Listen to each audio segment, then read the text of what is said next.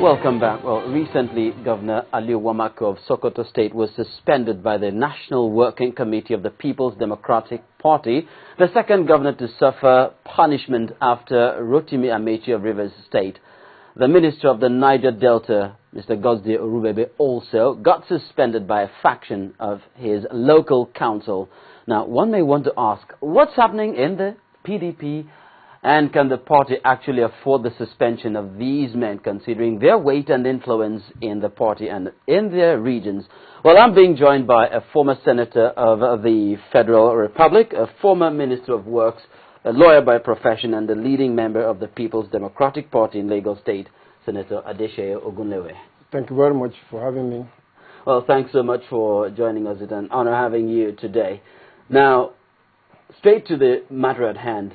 The suspension of Governor Amechi in the South, the extreme southern part of the country, and then the suspension of Governor Aliu Wamako of Sokoto State in the northwestern part of the country. I mean, you know, and the country sandwiched between these two states. Can the People's Democratic Party actually afford having to discipline these gentlemen, considering their influence in their party and in their regions this way?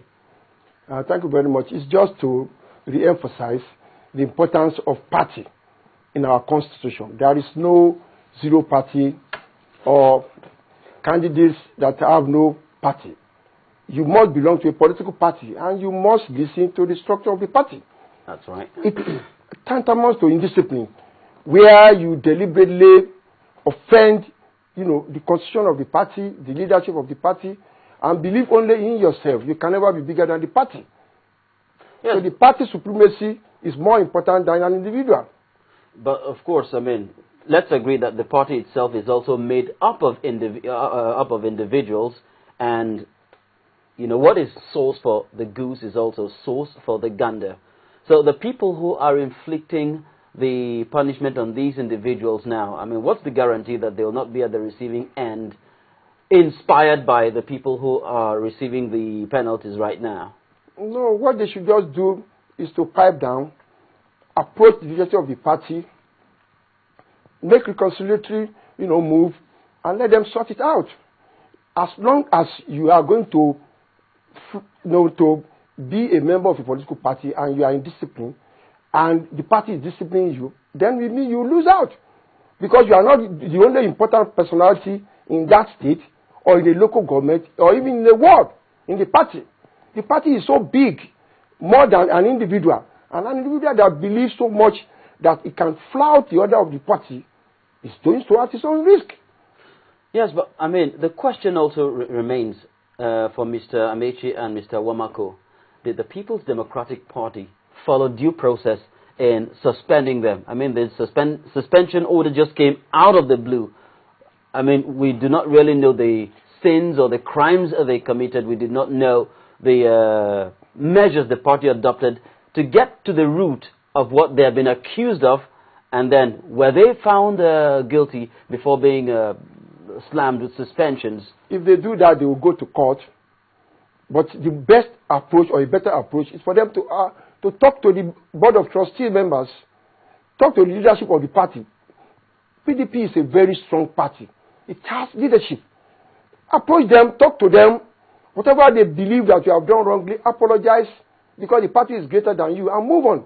But as long as you believe that you can challenge the authority of the party, unless you leave the party and go to another political party, you cannot be part of a political party and you believe that you can flout the order of the party and get away with it. It's very difficult. Well, because you have competitors that are ready to challenge you even within that state.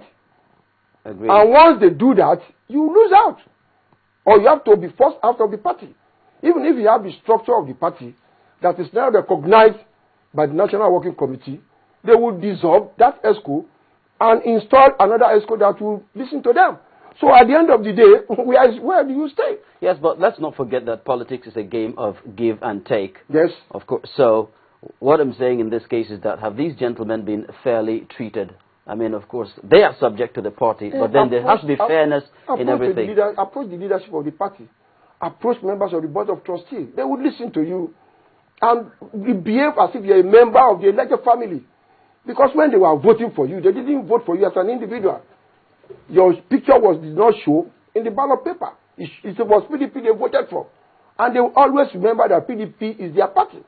So what I will appeal to them, the two of them, is to approach the leadership of the party, members of the board of trustees, and complain to them. They will call a meeting, everybody will sit down, and they will iron it out. It is not for you to be going on the pages of newspaper to criticize the party. You are not going to get there, definitely. Well, now that also brings me to the question of whether or not an individual can take on the party. Yes, of course, the party is bigger than any individual, but let's also not forget that we have individuals who are influential and who can also inflict a lot of damage. Of course, it is not possible to bring down the entire party structure, but don't forget that election year is just around the corner for the People's Democratic Party. Coming down so hard on these individuals, I mean, they can always undermine the efforts of the party wherever they're operating from. If that would be applicable where there are no leadership, you'll be surprised at the end of the day they will sit down on a round table and iron out the issue. They're not going to. All these speculations are in the newspaper.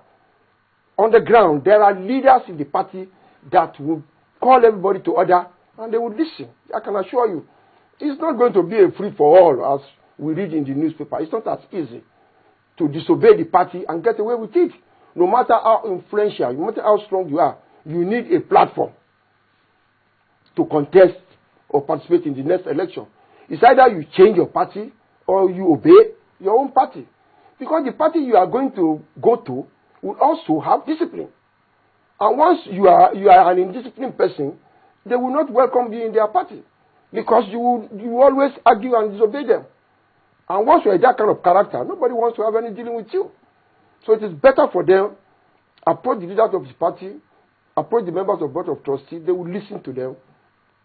And all these things, they are minor things that can be ironed out, I can assure you.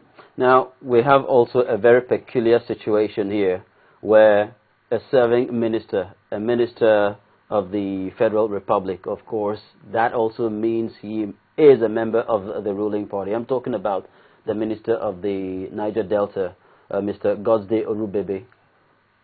I mean, who got suspended by the People's Democratic Party, not the National Working Council, not the National Executive Council, but the People's Democratic Party in his own local council area. Now, how effective can this measure be? I mean, do they have the authority to suspend someone so very highly placed, both within the party and, of course, in the country's administrative structure? We have information that the man was interested, or is interested in 2015 to be the governor of Delta State.